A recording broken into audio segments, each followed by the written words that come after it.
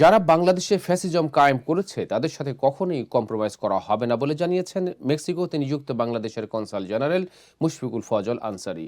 New ইয়র্কে বাংলাদেশ কনসুলেটে আয়োজিত মতবিনিময় সভায় এইসব কথা বলেন তিনি।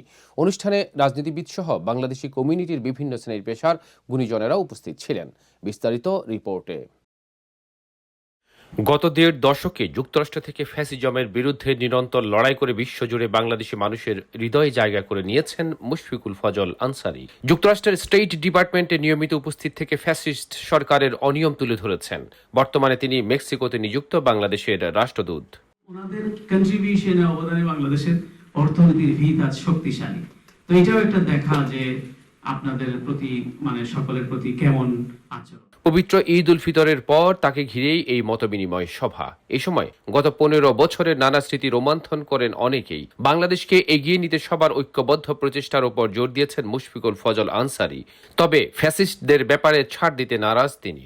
কনসুলেট হবে সকলের, এখানে আমরা কম্প্রোমাইজ করব না ফ্যাসিস্টদের সাথে, আমরা কম্প্রোমাইজ করব না যারা খুন খারাপিকে প্যাট্রোনাইজ করেছে এবং এখনো করছে, যারা ডিসইনফরমেশন মিসইনফরমেশন ছড়াচ্ছে তাদের ব্যাপারে আমাদের জিরো টলারেন্স। কিন্তু এই আমি যে ভিকটিম হয়েছি, আমি যাতে বিরুদ্ধ মত দমন করার কারণে অথবা আমাকে সমালোচনা করার কারণে আরেকজন যাতে সেই ভিকটিম না হয়, আরেকজন যাতে তার মায়ের পাসপোর্ট যাতে তার বন্ধ না হয়, আরেকজন যাতে তার বাবাকে ৮৪ বছর বয়সে যাকে লন্ডনে সাইলেম করতে না হয়, তার পুরো পরিবারকে চাকরিচ্যুত হতে না হয়, এই বিষয়গুলো যাতে অন্যের ক্ষেত্রে না হয়। এ সময় কথা বলেন মূলধারা রাজনীতিবিদ ও বিএনপি নির্বাহী কমিটির অন্যতম সদস্য গিয়াস আহমেদ। প্রবাসীদের অভিজ্ঞতা ও মেধাকে বাংলাদেশে কাজে লাগানোর কথা বলেন তিনি। যে সংস্কার করতে হবে সেগুলি করবেন।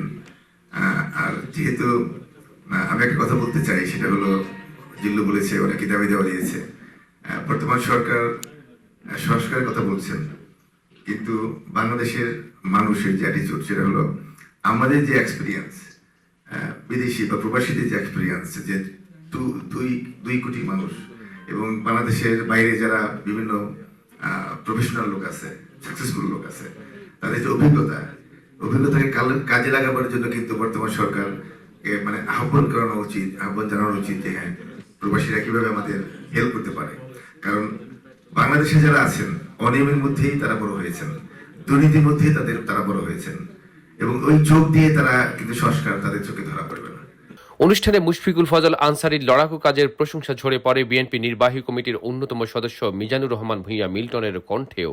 উনি যে কি অতটুকু শ্রম গাম দিয়ে আজকে গণতন্ত্র পুনরুদ্ধারের জন্য উনি যে নির্ভরভাবে লড়াই করেছেন, উনি স্টেট ডিপার্টমেন্টে যে উনি নিজেই বলেছেন যে উনি আজ এখানে কাল ওখানে, সকালে এখানে বিকেল স্টেট ডিপার্টমেন্ট। উনি কি খাইছেন কি খাননি উনি চিন্তা করেননি, ওনার পকেটে পয়সা আছে কি না উনি চিন্তা করেননি। উনি এই দেশের জন্য, বাংলাদেশের জন্য, উনি যে গণতন্ত্র পুনরুদ্ধারের জন্য যেভাবে নির্ভরভাবে কাজ করে গেছেন। বিএনপি নির্বাহী কমিটির আরেক সদস্য জিল্লুর রহমান জিল্লু দীর্ঘদিন ফ্যাসিস্ট বিরোধী আন্দোলনে ছিলেন অগ্রণী ভূমিকায়। মুশফিকুল ফজল আনসারীর অবদানের কথা স্মরণ করলেন তিনি। উনি এখন অনারেবল অ্যাম্বাসেডর। আমরা গ্রেটফুল যে উনি ওনার এই অ্যাচিভমেন্টের জন্য। আমরা মনে করি he deserve even more than that, but তারপরেও থ্যাঙ্কস গড যে পর্যায়ে আছেন।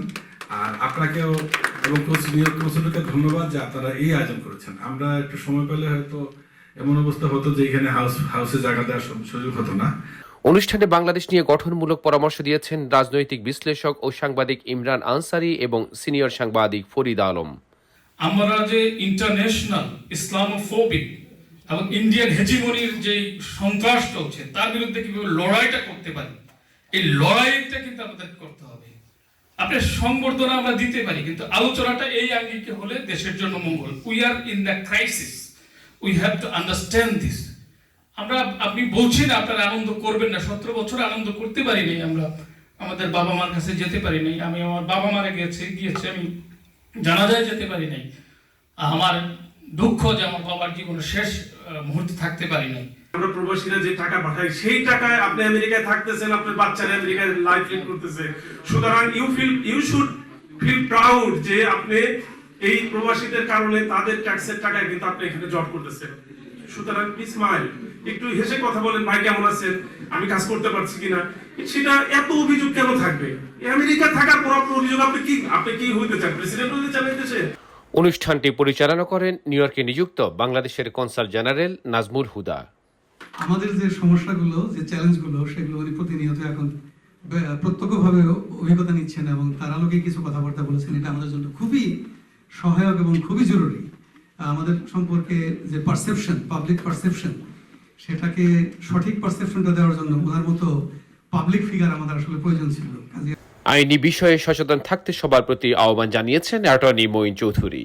ডুয়াল ন্যাশনালিটি নিয়ে কাজ করতে চান, এখানে যারাই সাংবাদিকতা কারা আছেন এবং আপনারা গ্রাসরুট লেভেলে কাজ করতে হবে। America should recognise dual nationality with Bangladesh. America recognise only dual nationality with Israel, no other countries. আমরা যদি ডুয়াল ন্যাশনালিটি নিচ্ছি, আমরা কিন্তু সবাই সেফ। যদি আমেরিকা সরকার চায়। অনুষ্ঠানে বক্তব্য রাখেন বাংলাদেশ সোসাইটির জাহাঙ্গীর সরওয়ার্দী, অনিক রাজ সহ অনেকেই। 17 বছর আমরা যাদের সাথে আন্দোলন সংগ্রাম করেছি, যাদের মাধ্যমে আজকে প্রবাসী আমরা আন্দোলন এই সূত্রপাত করে এই স্বৈরাচারী হাসিনাকে আজকে ক্ষমতা থেকে নামিয়েছি। আজকে যদি প্রতিবাদ না করা হতো, সারা জীবন এই গভর্নমেন্ট পড়তো না। মুশফিক ভাই ভূমিকা ছিল 100 কোটির চাইতে বেশি। আজকে বলা হয় নাম ধরে ধরে, তারা কি করেছেন? তারা আমাদের গালি দেয়, তাদের ভূমিকা সবচেয়ে বেশি। মতবিনিময় সভায় সবার কণ্ঠেই যেন ধ্বনিত হয়েছে একটি সুন্দর বাংলাদেশ গড়ার। Do an amazing job because it's for the people, for justice and fairness, and I hope God is always with you in your journey, and good luck. আমার শুধু খালি আপনাকে একটাই প্রশ্ন থাকবে যে আমরা রেমিটেন্স যোদ্ধা, আমরা কিন্তু বিদেশেও আমাদের রাজনীতিটা শুধু হলো আমরা জিয়া রহমান সাহেবকে ভালোবাসি। আমাদের সাথে উনার একটা প্রেমের সম্পর্ক, মানে রক্তের সাথে একটা বন্ধন হয়ে গেছে। সাংবাদিকতার যে ট্রেন্ড কমিউনিটিতে, সেটা আসলে বলার অপেক্ষা রাখে না। আমরা জন্মদিনের শুভেচ্ছা এবং এই ধরনের সাংবাদিকতাকে চেহারাটাও করার জন্য না, শুধুমাত্র আমেরিকাতে বাংলাদেশকে মেলে ধরার যেই কাজ, বাংলাদেশের সংস্কৃতি, কৃষ্টি, কালচার, ডিপ্লোমেসি, সেই জায়গাগুলোতে আপনি বসবেন বলে বিশ্বাস করি। ধন্যবাদ আপনাকে। সৌরভ ইমাম, IBTV, নিউ ইয়র্ক।